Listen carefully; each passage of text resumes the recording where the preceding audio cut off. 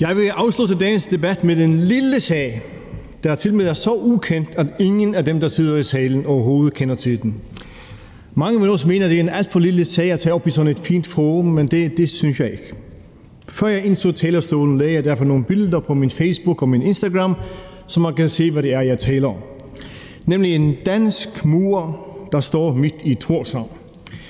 Inden for muren holder Rigsombudsmanden til. Der står det, vi kalder for Amtmandsborgen.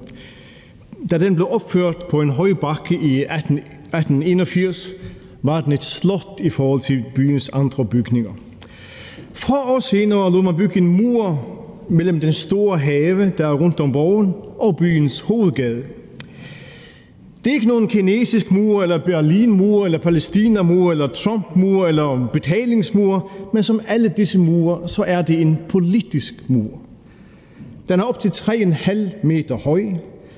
Derfor bliver menigmanden ikke bare forment adgang til Rigsombudsmandens oase på byens fineste adresse. Han kan ikke engang se ind i den. Symbolikken er tyk og næsten primitiv i sin klarhed. Og det er med, om det er med vilje eller ej, så kommunikerer den magtens arrogance. De danske embedsmænd var i borgen inden for muren, de lokale borgere var udenfor. Muren symboliserede en magt, der herskede over det færøske folk, men samtidig var adskilt fra folket. Og sådan har det slet ikke altid været op gennem tiderne. Mange af amtmændene var meget engagerede i det færøske samfund. Men muren udtrykte noget andet, og det gør den stadigvæk.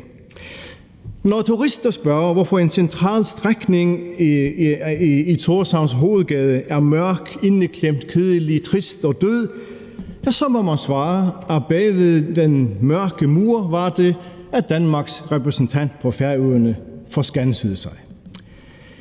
Byrådet i Tórshavn ønsker nu muren taget ned.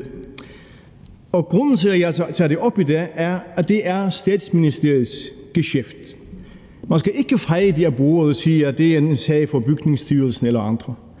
Muren er en politisk sag. Man bør derfor tage godt imod det politiske ønske om at få den helt eller delvis fjernet. Det ville være en god og en klog og populær politisk beslutning med en klar symbolik og et klart budskab. Hvis man siger nej, så vil også det være en politisk beslutning med en klar symbolik og et klart budskab.